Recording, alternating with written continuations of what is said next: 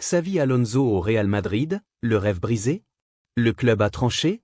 Imaginez, vous êtes Xavi Alonso, l'idole éternelle du Real Madrid, le maestro qui a transformé le Bayer Leverkusen en machine invincible, remportant un doublé historique sans une seule défaite en Bundesliga. Vous revenez au Bernabéu, non plus comme joueur légendaire, mais comme sauveur, coach pour 3 ans, avec la pression de Florentino Pérez sur les épaules et un vestiaire de galactique à vos pieds. Les fans vous acclament, 13 victoires en 14 matchs, un style pressing ultramoderne qui fait vibrer le stade. C'est le rêve absolu. Mais attendez, et si ce rêve virait au cauchemar en à peine 6 mois? Une explosion de Vinicius au milieu du Bernabéu, des défaites en cascade, des huées qui résonnent comme un glas, et Pep Guardiola qui, ironie du sort, vient planter le couteau dans la plaie avec un Manchester City impitoyable. Le 10 décembre 2025, le Real s'incline 2-1 en Ligue des Champions, et les rumeurs fusent. Xavi est sur la sellette. Le club a tranché? Oui, pour l'instant, ils le soutiennent. Mais jusqu'à quand? Une défaite contre Alaves ce dimanche serait-elle le signe de l'apocalypse pour Xavi? Bienvenue dans cette analyse choc sur Espace Foot 3D, où on décortique tout, le triomphe, la chute, les égos qui explosent, et l'avenir incertain d'un projet qui s'effrite. Abonnez-vous et activez la cloche car sur Espace Foot 3D, rien n'est jamais fini. Allons-y. Revenons aux sources, parce que pour comprendre la tourmente actuelle, il faut remonter à mai 2025. Le Real Madrid, après une saison 2024 à 2025 décevante, élimination précoce en Ligue des Champions et perte du titre en Liga face à un Barça revigoré par Flick, décide de trancher dans le vif. Carlo Ancelotti, légende vivante, paie les pots cassés et est remercié. Qui pour le remplacer? Pas n'importe qui, Xavi Alonso, 43 ans, l'homme qui parle le langage du Bernabéu, l'ancien milieu de terrain méringué qui a tout gagné sur le terrain avec le club entre 2009 et 2014. Le 25 mai 2025, annonce officielle, Alonso signe pour 3 saisons, jusqu'en 2028. Je veux faire du Real une force imparable, déclare-t-il lors de sa présentation le 26 mai, sous les yeux émus de Florentino Pérez. Le contrat est bouclé, et Alonso arrive avec un CV en or, champion d'Allemagne invaincu avec Leverkusen, où il a imposé un jeu fluide, un pressing infernal et une identité claire. Au Real, on y voit le futur, un coach jeune, charismatique, formé à la maison, capable de gérer Mbappé, Vinicius, Bellingham et Rodrigo sans trembler.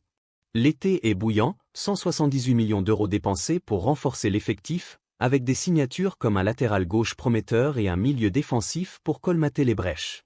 Alonso impose sa patte dès la Coupe du Monde des clubs en juin, victoires écrasantes, dont un 4-0 contre Al Hilal. La saison démarre en fanfare en Liga, 13 victoires en 14 journées, un pressing qui étouffe les adversaires et un Bernabéu en transe. Contre le Barça en octobre, c'est l'apothéose, 3-1, avec un but somptueux de Bellingham sur corner d'Alonso Herrera. Les experts s'extasient, Xavi a ramené l'âme du Real, titre marqua. Le projet est lancé, l'autorité est là. Mais comme on dit à Madrid, la gloire est éphémère. Et puis, patatras. Le 4 novembre 2025, tout bascule. Défaite 2-1 à Anfield contre Liverpool, premier revers majeur. Alonso avait tout prévu, un milieu compact, Vinicius en pointe pour exploiter les ailes. Mais Salah et ses coéquipiers percent la défense du Real pour arracher la victoire. Ce n'est pas une défaite anodine, c'est le début d'une spirale. Depuis, sur 8 matchs, seulement 2 victoires. Liga, le Real glisse à la 2e place, 4 points derrière un Barça redoutable. Ligue des Champions, 5 défaites en phase de groupe depuis le titre de 2023, un scandale pour un club habitué au dernier carré de cette compétition. Pourquoi cette chute libre? D'abord, tactiquement, le pressing d'Alonso, si efficace à Leverkusen, peine à s'imposer. Les stars, habitués au jeu plus fluide d'Ancelotti, rechignent à courir 12 km par match. Bellingham, pourtant fan du coach, admet que l'équipe s'est laissée aller ces derniers matchs.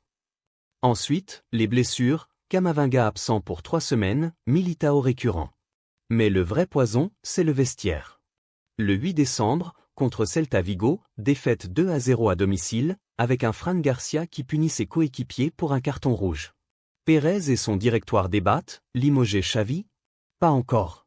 Puis, le choc contre City. 1-2 au Bernabéu, Rodrigo ouvre le score, mais O'Reilly égalise et Allan convertit un penalty. Les 2500 fans de City chantent We the Goat Guardiola et les huées madrilènes se muent en silence pesant. Alonso reste stoïque. Les images montrent un pressing mou, des erreurs individuelles où Vinicius perd 7 ballons et une intensité en berne. Remplacer Xavi en décembre? Facile à dire? Dur à faire? Nul ne sait. Le Real est 8e en Ligue des Champions sur différence de buts. L'urgence est maximale. Au cœur de cette tempête, un homme, Vinicius Junior et son explosion, les égos brisent le projet madrilène. Le Brésilien, de 25 ans, est le joyau du Real ou dribbleur fou, buteur prolifique, mais aussi un égo surdimensionné. L'incident clé?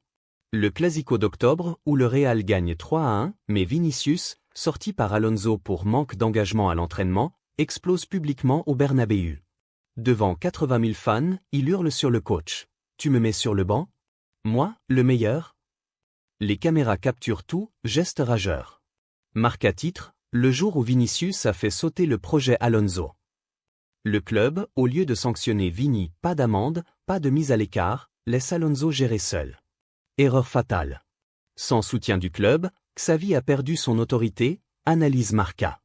Le problème n'est pas footballistique, c'est le pouvoir. Depuis, Vinicius joue quand il veut, rate des appels, et le vestiaire suit. Mbappé tâtonne, Rodrigo doute. Alonso, passé de tacticien à un être impuissant qui n'arrive pas à gérer son groupe, impose des règles strictes mais ça coince. Parallèle historique, rappelez-vous Zidane en 2016, promu de la Castilla pour calmer les égos post-Benitez. Ça a marché. Mais Zidane avait le bras long de légende. Alonso? Il est aussi une icône du club mais il faut encore du temps pour écrire son histoire. Résultat, le pressing s'effrite, les contre-rates et les défaites s'enchaînent. Contre City, Guardiola, ex-Barça, savoure. Je compatis pour Xavi, c'est dur à Madrid. Sympathie hypocrite? Peut-être. Mais elle souligne la précarité. Un coach à Madrid, c'est gagner ou partir. Et avec une autre défaite consécutive menaçante à Alaves, le sort sera vite jeté point une défaite de plus, et c'est fini. Les ombres? Les remplaçants. Zidane? Non, il vise les Bleus post-2026. Klopp? Confortable chez Red Bull, pas envie de coaching quotidien. Le favori choc, Álvaro Arbeloa, coach de la Castilla, pour un Zinedine Zidane 2.0 interne, loyal, sans ego. L'avertissement est clair contre Xavi. Le vestiaire tendu, les performances inégales, tout pointe vers un ultimatum. Pourquoi Alonso échoue? L'adaptation, son 3-4-3 au pressing demande une humilité que les stars n'ont pas. À Leverkusen, zéro ego. À Madrid, c'est la jungle et la gestion humaine. L'incident Vinicius montre un manque de hiérarchie claire qui démontre que Pérez doit trancher, pas déléguer. Pour sauver, Alonso doit dialoguer. Plus de rotation pour Vinicius, impliquer Bellingham comme lieutenant. Pérez doit prendre des sanctions fermes. Et tactiquement, Alonso doit créer un système de jeu hybride en lien avec celui de Ancelotti pour plus de liberté créative. Si ça marche, il est possible de remonter en Liga. Possible, sinon, adieu. Xavi Alonso, ton rêve madrilène est-il fini? Le club a tranché pour te garder mais ce dimanche contre Alaves, tout se joue. Victoire? Renaissance? Défaite? Au revoir. Qu'en pensez-vous? Xavi sauveur ou victime? Commentez ci-dessous, aimez pour soutenir Espace Foot 3D et abonnez-vous pour la suite. Merci d'avoir regardé. À la Madrid, à bientôt.